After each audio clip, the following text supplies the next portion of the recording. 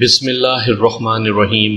سامعین کرام، آپ سن رہے ہیں اردو کہانی کالی دیوی کا مندر، اور یہ اس سلسلے کی قسط نمبر 13 ہے۔ نہیں، میں معافی چاہتی ہوں مسٹر ہنسراج، میں اپنی ہی بات کرتی ہوں۔ آپ مجھے یہ بتائیے کہ کیا محبت انسان کی ضرورت نہیں ہوتی؟ آپ کو کپڑے کی ضرورت ہے، آپ کپڑا پہنتے ہیں۔ آپ کو روٹی کی ضرورت ہے، آپ روٹی کھاتے ہیں۔ آپ براہ راست اس معاملے میں کیوں نہیں سوچتے؟ مس جینا، روٹی آپ کی ذات کے لیے ہے، لباس آپ کے بدن کو ڈھکنے کا ذریعہ ہے۔ یہ مادہ چیزیں آپ کو زندہ رکھتی ہیں، لیکن محبت ایک بڑا مقدس جذبہ ہے۔ بہت دیر میں اس کے بارے میں سوچا جا سکتا ہے۔ ٹھیک ہے، لیکن آپ میری بات کو ذہن نشین کر لیجئے۔ میں کسی بھی وقت آپ سے محبت کر سکتی ہوں۔ جینا ضرورت سے زیادہ بے تکلف تھی۔ اس نے کہا، میرا خیال تھا کہ آپ راجودی سے منسلک ہیں۔ آپ میں کچھ ایسی خوبیاں ہیں جو دوسروں میں نہیں۔ آپ اتنے عمدہ نشانے باز ہیں کہ آج اس کا تجربہ بھی ہو گیا۔ یقیناً آپ سپر ہیں۔ میں آپ کو پسند کرنے لگی ہوں۔ باہر تو بڑی سنگین صورتحال تھی۔ راجوتی کو بھی سنبھالنا ضروری تھا، کیونکہ وہ ایک بہرحال بڑی شخصیت کی مالک تھی اور مجھے اس کے ساتھ ہی رہنا تھا۔ آپ شاید بہت غلط کر رہی ہیں مس جینا۔ میں انتہائی بے حقیقت انسان ہوں۔ دیکھیں، انسان اگر انسان ہے تو بے حقیقت نہیں ہوتا۔ بہرحال میری خوش نصیبی ہے کہ آپ جیسی حسین لڑکی مجھے پسند کرتی ہے۔ اب میں بہت سی باتیں بے تکلفی سے کہہ دوں گی۔ میں نے تو اس پورے سفر کے دوران اس پر غور کیا ہے مسٹر ہنسراج، وہ کون ہے اس پورے گروہ میں جو آپ سے شاندار شخصیت کا مالک ہو؟ میں ایک بات دعوے سے کہوں کہ نواب سلامت کی دونوں لڑکیاں بھی آپ سے متاثر ہیں۔ میں کیا کہہ سکتا ہوں؟ میرے لیے یہ ایک انوکھا انکشاف ہے۔ غلط ہو تو گولی مار دینا۔ میں تو اب شرمندہ ہونے لگا ہوں۔ ایک بات بتائیے مجھے۔ جینا نے دونوں ہاتھ میرے کاندھوں پر رکھتے ہوئے کہا، جی، مجھے قبول کر لو گے؟ مس جینا، میں تمہیں پیار کرنے لگی ہوں، تمہیں چاہنے لگی ہوں ہنسراج۔ جینا نے اپنی باہیں میری گردن میں ڈال دیں، اور اگر ایرس کی تیز آواز نہ سنائی دے جاتی تو شاید مجھے ایک غلط عمل سے گزرنا پڑتا۔ کہاں چلے گئے تم لوگ؟ جینا پیچھے ہٹ گئی تھی۔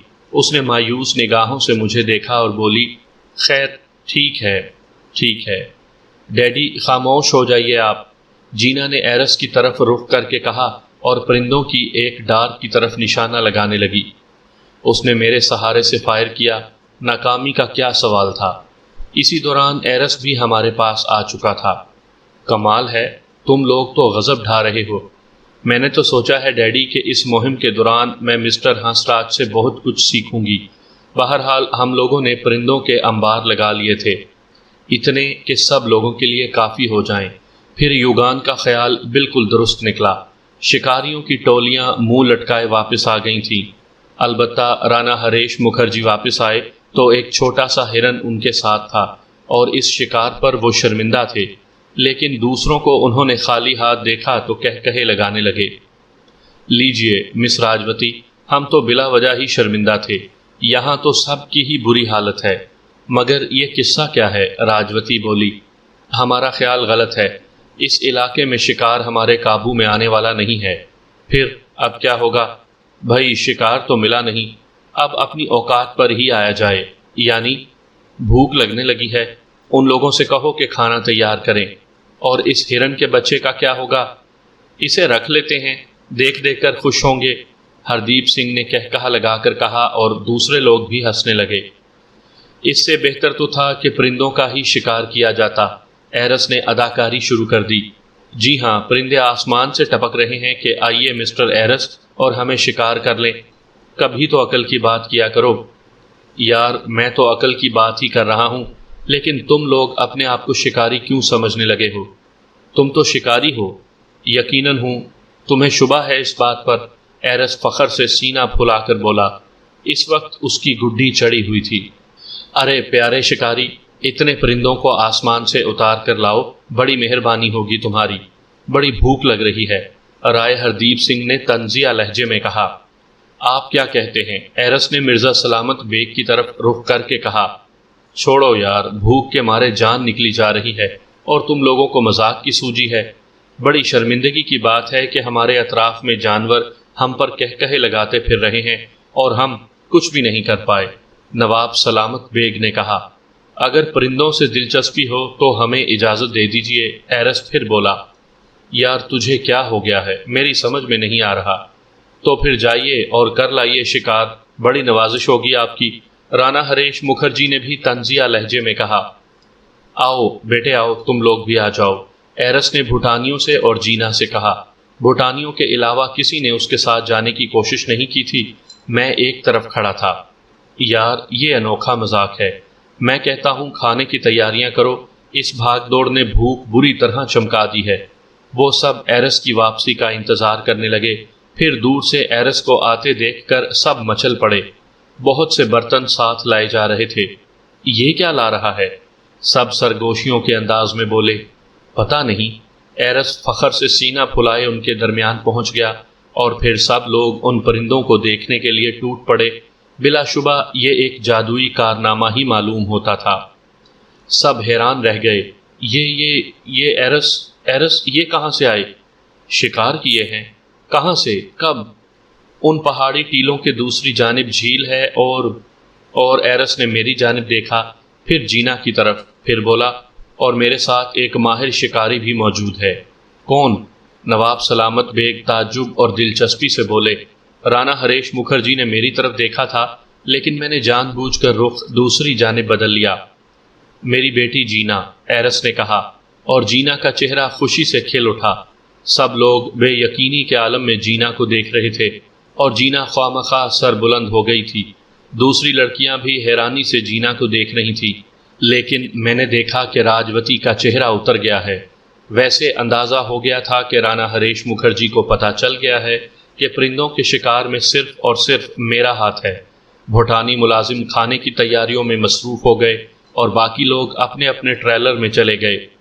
میں بھی یوں ہی ٹہلنے کے انداز میں آگے بڑھ گیا تھا۔ پھر اچانک ہی میری نگاہ ایک ٹرالر کے عقب میں اٹھ گئی۔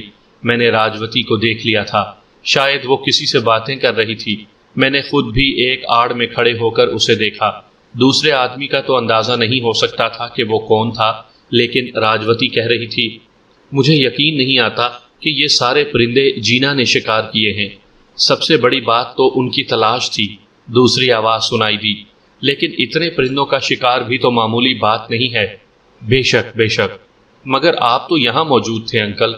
ہاں میں تو یہی تھا۔ تو آپ نے غور نہیں کیا کہ پرندے کیسے شکار کیے گئے؟ میں شاٹ گن کے فائروں کی آوازیں سنتا رہا تھا۔ کیا ایرس اور جینا کے علاوہ بھی تھا کوئی ان کے ساتھ؟ وہاں ان کے ساتھ وہی تھا، میرا مطلب ہے تمہارا ہندوستانی ملازم ہنسراج۔ شاید۔ ٹھیک، راجوتی نے کہا، اور اس کے بعد وہ خاموش ہو گئی۔ ایک عجیب و غریب زندگی گزر رہی تھی۔ مہم جوؤں کا یہ گروہ نہ جانے اپنے ذہن میں کیا کیا بے شمار مقاصد رکھتا تھا۔ سارے کے سارے ایک ایسے اجنبی سفر پر چل پڑے تھے جس کے اختتام کا شاید ابھی کوئی اندازہ نہ ہو۔ بس سفر تھا جو جاری تھا اور اس کی کوئی حد نہیں تھی، لیکن میں ایک ایسا کردار ان کے درمیان جس کا اس سفر سے کوئی مقصد نہیں تھا۔ ہندوؤں کی ایک مہا دیوی مجھ پر قابض ہو چکی تھی اور اس نے مجھے اپنے مقصد کے لیے کچھ سے کچھ بنا ڈالا تھا۔ میری سمجھ میں نہیں آ رہا تھا کہ اب کیا کرنا چاہیے۔ ان لوگوں کے ساتھ میں ایک ماہر شکاری کی حیثیت سے اپنا سفر کر رہا تھا اور اس میں میری جمالیاتی حسن کی تسکین بھی ہو رہی تھی، لیکن میں غیر مطمئن تھا۔ جینا یا راجوتی دونوں ہی میرے لیے اجنبی کردار تھیں اور میرا ذہن اس سے میل نہیں کھاتا تھا، لیکن مجھے اندازہ تھا کہ وہ دونوں میری محبت میں گرفتار ہیں اور شاید ایک دوسرے سے رقابت بھی محسوس کر رہی ہیں، اور پھر کچھ وقت کے بعد میں ان کے درمیان تنازع بن سکتا تھا۔ مگر سچی بات یہ ہے کہ میں جب اپنے آپ پر غور کرتا تو ایک عجیب سی کوفت کا احساس ہوتا اور میں یہ محسوس کرتا کہ ان سب کے درمیان میں ایک بے مقصد کردار ہوں جو دوسروں کے ہاتھوں میں کھیل رہا ہے۔ سفر جاری رہا اور چھوٹے چھوٹے واقعات پیش آتے رہے۔ روپ گجنالی نے اس دوران کسی سے بھی رابطہ قائم کرنے کی کوشش نہیں کی تھی۔ یہ بھی ایک سچ تھا، کہ کہ سفر میں وہ واحد عورت تھی جو اپنے آپ کو لیے دیے رکھتی تھی۔ اور میں نے کسی بھی چیز میں اسے دلچسپی لیتے ہوئے نہیں دیکھا تھا۔ پتہ نہیں ہریش مکھرجی سے اس کے کیسے تعلقات تھے۔ بظاہر تو لگتا تھا کہ ان دونوں کے درمیان رابطہ نہ ہونے کے برابر ہے، لیکن میں نے ان میں بہت زیادہ گھسنے کی کوشش بھی نہیں کی تھی۔ پھر ایک رات جب ہم ایک بھیانک جنگل نما جگہ میں بسیرا کیے ہوئے تھے، میں رات کی تنہائیوں میں کیمپ سے کافی دور نکل آیا اور ماحول کے خوفناک اور بھیانک سناٹے سے اپنا موازنہ کرنے لگا۔ کبھی کبھی تو مجھے یوں محسوس ہوتا تھا کہ جیسے میں جنگل ہی کی مخلوق ہوں اور میری زندگی کا اختتام انہی جنگلوں میں ہو جائے گا۔ ایک چٹان پر میں جا بیٹھا۔ ہمالیہ کی ترائیوں کا یہ علاقہ بدھ مت کے آثار سے مزین تھا۔ کہیں کہیں تاریک خانقاہیں نظر آ جاتی تھیں۔ بدھ مذہب کے بارے میں مجھے زیادہ معلومات تو نہیں تھی، بس تھوڑی تھوڑی باتیں جانتا تھا۔ لاماؤں اور راہبوں کے بارے میں میرا علم کوئی حیثیت نہیں رکھتا تھا۔ اس وقت انہی تمام باتوں کے بارے میں سوچ رہا تھا کہ اچانک ہی مجھے اپنے عقب میں قدموں کی آوازیں سنائی دیں اور میں نے چونک کر پیچھے دیکھا۔ لیکن جو کچھ دیکھا اسے دیکھ کر پہلی بار میرے اوپر بوکھلاہٹ سی طاری ہو گئی۔ وہ روپ گجنالی تھی، بھرے بھرے بدن اور سحر خیز حسن کے ساتھ وہ میرے قریب آ رہی تھی۔ میں جلدی سے احترام کے انداز میں کھڑا ہو گیا تو اس نے ایک ہاتھ کسی دیوی کی طرح سیدھا کیا اور بولی، بیٹھ جاؤ بیٹھ جاؤ، وہاں سب گہری نیند سو رہے ہیں۔ آج تک مجھے موقع ہی نہیں مل سکا تھا کہ تم سے بات کروں، مجھے تم سے کچھ کہنا ہے۔ میں سنبھل گیا تو وہ بولی، بیٹھ جاؤ۔ میں اسی پتھر کی چٹان پر بیٹھ گیا۔ وہ مجھ سے تھوڑے ہی فاصلے پر آ کر کھڑی ہو گئی تھی۔ چند لمحات وہ سر اٹھایا آسمان کی طرف دیکھتی رہی، پھر بولی، تمہارا مرض بھی میرے علم میں آ چکا ہے۔ تم ذات کے مسلمان ہو، تم سے تمہارا دھرم مہاکالی نے چھین لیا۔ غلطی تمہاری تھی، تمہاری حسن پرستی تمہیں لے ڈوبی، پر جو ہونا تھا وہ تو ہو چکا ہے۔ میں تمہیں بہت سی حقیقتوں سے آشنا کرنا چاہتی ہوں، تمہارے لیے یہ سننا بہت ضروری ہے۔ میں دلچسپی سے روپ گجنالی کو دیکھنے لگا۔ اس نے کہا، ست پروتا، سمجھتی ہے کہ اس سنسار میں صرف وہی ہے جسے کالا گیان ہے۔ ایسی بات سچ نہیں ہے۔ میں روپ گجنالی ہوں، کیا ہوں یہ نہ جانو تو تمہارے حق میں بہتر ہوگا۔ ہاں، میں چاہتی ہوں کہ تم اپنا راستہ بیکار نہ کرو۔ کالی دیوی چاہتی ہے کہ سنسار میں کوئی اس کے مقابلے میں نہ آئے، لیکن اسے یہ بھی پتہ چل گیا ہے کہ میں نے صدیوں تپسیا کی ہے۔ اگر جس طرح کالی دیوی کی عمر ہزاروں سال ہے، اسی طرح میری عمر بھی اس سے کم نہیں ہے۔ میں اس جیسی شکتی تو نہیں رکھتی، پر ایک لمبی عمر کے لیے میں نے بڑی تپسیا کی ہے اور ہزاروں سال سے جیتی آ رہی ہوں۔ ایک قبیلہ ہے جہاں میں دیوی کی طرح پوجی جاتی ہوں۔ میں اس قبیلے سے لے آئی گئی تھی اور وہ سب بھی کالی دیوی کی مدد سے کیا گیا، ورنہ مجھ پر قابو پانا اتنا آسان بھی نہیں تھا۔ میں گپھاؤں میں گیان پورا کر رہی تھی کہ مجھ پر جادو کا جال ڈال دیا گیا اور جادوئی عمل سے مجھے میری شکتی سے دور کر دیا گیا۔ کالی دیوی اگر کسی کو مقابلے پر محسوس کرتی تھی تو وہ صرف میں تھی۔ بہرحال مجھے میرے قبیلے سے جدا کر کے اس سنسار میں ڈال دیا گیا اور نہ جانے کتنے عرصے تک میں بھٹکتی رہی۔ میرے راستے بند کر دیے گئے۔ پھر میں نے ایک گپھا میں بیٹھ کر اپنا گیان شروع کر دیا اور میرے بیروں نے مجھے بتایا کہ مجھے میری شکتی ضرور مل جائے گی، پر اس کا ذریعہ ایک مسلمان ہوگا۔ کالی دیوی اس مسلمان کو ملیچ کر کے میرے پاس بھیجے گی اور وہ میرے گیان کے راستے روکے گا، اور وہ تم ہو۔ سنو، جب تم میرے پاس پہنچے، اسی لمحے جب میں رانا ہریش مکھرجی کے ساتھ جیون بتا رہی تھی، اس سے پہلے بھی میں نے ان ہزاروں سالوں میں بہت سے لوگوں کے ساتھ جیون بتایا ہے، کیونکہ مجھے اپنی شکتی تک پہنچنے کے لیے جینا بھی تھا اور راستے بھی چاہیے تھے۔ سنو ہنسراج، میں تمہیں اسی نام سے پکاروں گی، جبکہ مجھے تمہارا پرانا نام بھی معلوم ہے۔ تمہارا پرانا نام سکندر تھا نا؟ اس نے کہا، اور میرے دل کو دھکا سا لگا۔ میں نے کہا، ہاں، یہی میرا نام ہے، اور اس نام سے آج بھی مجھے محبت ہے۔ ہمیشہ رہے گی، ہمیشہ رہے گی، کیونکہ یہ نام تمہاری بنیاد ہے۔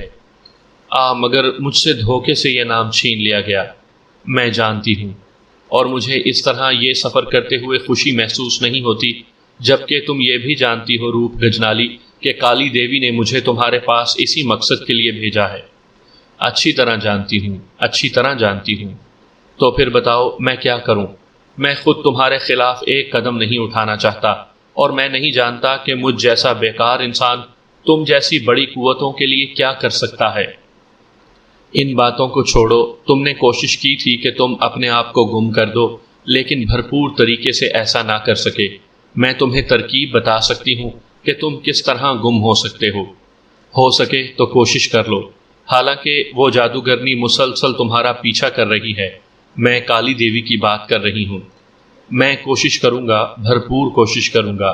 یہ بات بھی تم جانتی ہو روپ گجنالی کہ میں ایک معمولی سا شخص ہوں، مجھے یہ سب نہیں آتا، پر کوشش کروں گا، بھرپور کوشش کروں گا۔ تو سنو، آج کی رات تمہارے کام کے لیے بہت مناسب ہے۔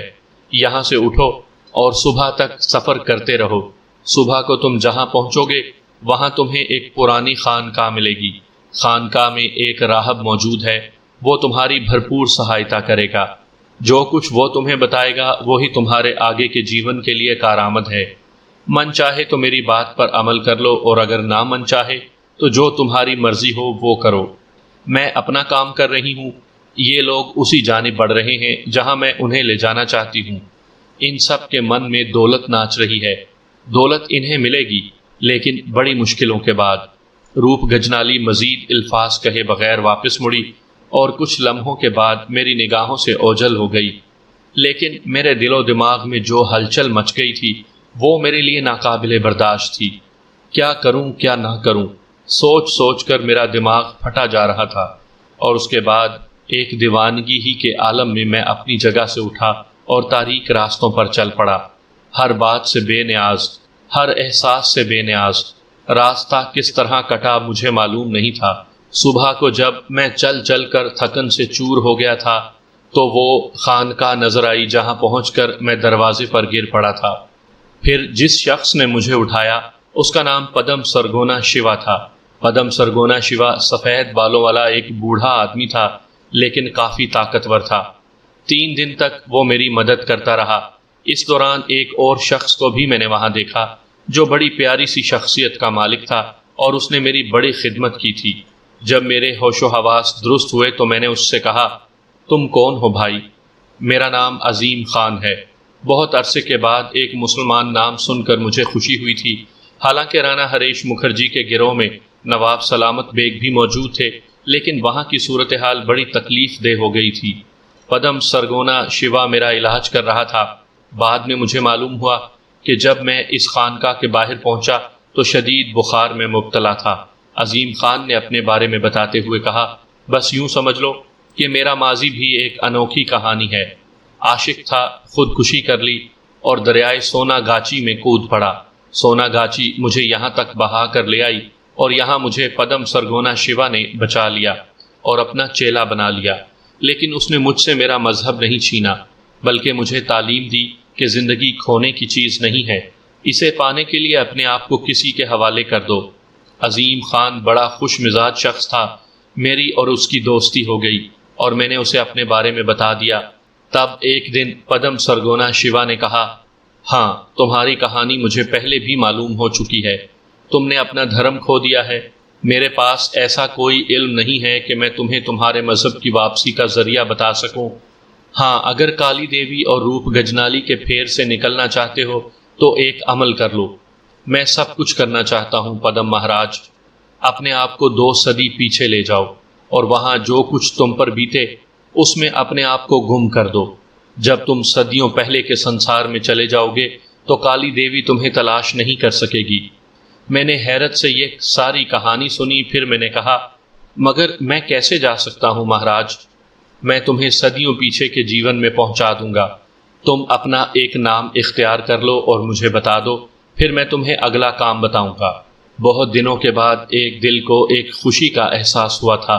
مجھے حماد کے نام سے عظیم خان نے ہی مخاطب کیا تھا، اور اب وہ میرا ساتھ چھوڑنے کے لیے تیار نہیں ہے، چاہے اسے بھی پچھلی صدیوں کا سفر طے کرنا پڑے، اور اس کے بعد ہمیں پورے 1.25 مہینے ایک قبر میں زندگی گزارنا پڑی تھی۔ اور جب ہم قبر سے نمودار ہوئے تو ہمارے سامنے ایک عجیب ہی دنیا پڑی ہوئی تھی، نہ جانے کتنے عرصے پہلے کی دنیا۔ جس کا انداز موجودہ دور کی دنیا سے معمولی سا مختلف تھا، لیکن بہرحال یہ اندازہ ہو جاتا تھا کہ ہم کسی اجنبی ماحول میں ہیں، اور پھر ہمیں اس ماحول کے بارے میں معلومات حاصل ہونے لگیں۔ ایک علاقے سے ہمیں 2 گھوڑے ملے، نہ جانے کس کے گھوڑے تھے، یہ بھاگے بھاگے پھر رہے تھے۔ ہم نے انہیں پکڑ لیا۔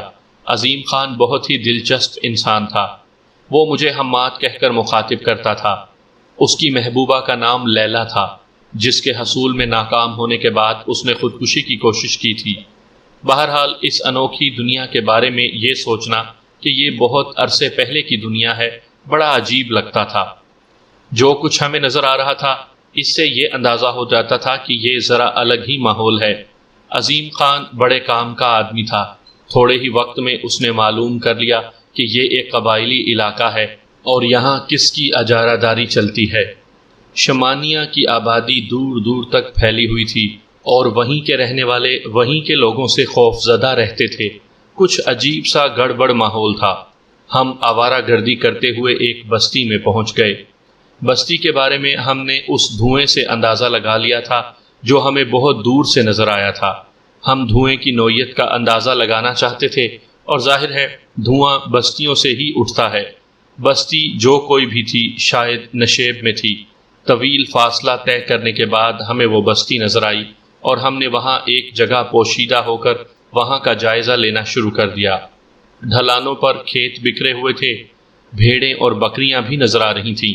بستی معمولات سے بھرپور، زندگی سے قریب، اور تھوڑی دیر کے بعد ہم بستی کے پہلے مکان کے قریب پہنچ گئے۔ بستی والے اچھی فطرت کے لوگ تھے۔ انہوں نے مہمانوں کو مہمانوں کی حیثیت سے خوش آمدید کہا۔ چھوٹے چھوٹے جھونپڑوں پر مشتمل یہ بستی زیادہ بڑی نہیں تھی۔ ہم نے ان سے ان کے بارے میں معلومات حاصل کیں اور ہمیں یہ معلوم ہوا کہ شمانیہ والے یہاں نہیں ہوتے۔ شمانیہ تو بہت آگے ڈھلانوں میں آباد ہے۔ بہرحال ساری باتیں اپنی جگہ، یہاں تک پہنچ کر ہمیں بڑے سکون کا احساس ہوا تھا۔ مہمان نواز لوگ اور پرسکون ماحول۔ بستی کے سردار کا نام ماگا تھا۔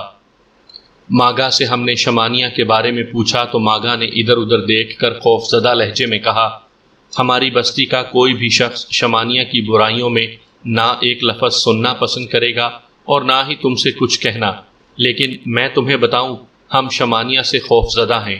ابھی تم یہ بات نہیں جانتے کہ بے شمار شمانیہ یہاں مقامی لوگوں کی حیثیت سے آباد ہیں اور یہاں سے ٹولیاں بن بن کر جاتی ہیں اور بستیوں میں تباہی مچاتی ہیں۔ ہم ان سے کچھ بھی نہیں کہہ سکتے، وہ ہمارے آدمیوں کو جس طرح چاہیں استعمال کریں، دل سے کوئی ان کے ساتھ نہیں، لیکن سب کو اپنی زندگی پسند ہے۔ تھوڑے دن پہلے کی بات ہے کہ سوکانہ نامی بستی میں تباہی پھیلی تھی اور اب وہ بستی غیر آباد ہے۔ جو شخص تباہی پھیلانے کا سبب بنا تھا اب وہ شمانیہ میں رہتا ہے۔ انہوں نے بے شمار مقامی لوگوں کو اپنے لیے مخصوص کر لیا ہے۔ انہیں ڈرا دھمکا کر یا انہیں لالچ دے کر انہوں نے انہیں اپنی مدد پر آمادہ کیا ہے۔ شمانیہ جو ہتھیار استعمال کرتے ہیں وہ آگ اور دھماکوں کے ہتھیار ہیں۔ ان ہتھیاروں کو وہ آسمان کا جادو کہتے ہیں، اور حقیقت یہ ہے کہ اگر شمانیہ سے کوئی مقابلہ کرنے کے بارے میں سوچے تو آسمان کا جادو اسے تباہ کر دیتا ہے۔ یہ سب سے خراب مسئلہ ہے اور ہمارے پاس اس کا کوئی حل نہیں ہے۔ ہمیں بہت سی صورتحال کا اندازہ ہوتا جا رہا تھا۔ یہاں ایک بہت ہی بہتر بات ہوئی، وہ یہ کہ ہمیں شمانیہ کے لباس مل گئے، اور یہ لباس ہم نے اپنی جسامت کے مطابق محفوظ کر لیے تاکہ مناسب موقع پر وہ ہمارے کام آ سکیں۔ پھر کافی دن تک ہم یہاں رہے۔ وہاں جوزیفائن کے خواہش کے مطابق سارا انتظام کر کے آئے تھے، اس لیے کوئی پریشانی کی بات نہیں تھی۔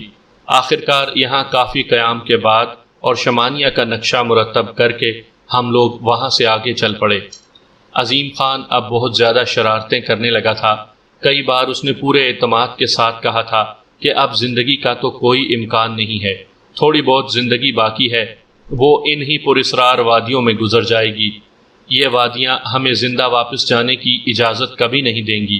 لیکن میں اس قدر نا امید نہیں تھا۔ میں نے کہا، ٹھیک ہے، اگر تو مر گیا تو تیری لاش تو میں اٹھا کر جدید آبادیوں میں نہیں لے جا سکتا، لیکن میں تجھ سے وعدہ کرتا ہوں کہ لوگوں کو اکٹھا کر کے کسی مناسب جگہ تیری یادگار ضرور بنا دوں گا اور خود اسے اپنے ہاتھوں سے تجھ پر پھول چڑھاؤں گا۔ خیر ایک بات میں بھی کہتا ہوں تجھ سے، اگر واقعی میں مرنے لگا تو اکیلا نہیں مروں گا، کوئی نہ کوئی ایسی ترکیب ضرور نکال لوں گا کہ تو بھی میرے ساتھ ہی مر جائے۔ میں ہنس کر خاموش ہو گیا تھا۔ واقعی عظیم خان کا ساتھ چھوڑنا میرے لیے بھی ممکن نہیں تھا۔ ہم بستی سے چل پڑے، ہمارے گھوڑے ہمارا ساتھ دے رہے تھے۔ شمانیہ کے نقشوں کی ترتیب جیسے میں پہلے بتا چکا ہوں ہو چکی تھی۔ تقریباً 6 دن اور 6 راتوں کا سفر طے کر کے آخر کار ہم ایک عجیب و غریب جگہ پہنچے۔ یہ ایسی پہاڑی چٹانیں تھیں جو آگے جا کر ایک دم ختم ہو جاتی تھیں، اور ان کے پیچھے خوفناک گہرائیاں تھیں، اور ان گہرائیوں میں شمانیہ آباد تھا۔ شمانیہ کی پہچان یہ تھی کہ پتھروں کی بڑی بڑی عمارتیں بنی ہوئی تھیں، اور ان عمارتوں کے درمیان انسان ننھے ننھے کھلونوں کی مانند چلتے پھرتے اور عمل کرتے نظر آتے تھے۔ یہاں رک کر ہم بہت دیر تک اس عجیب و غریب مملکت کو دیکھتے رہے جس کا نام شمانیہ تھا۔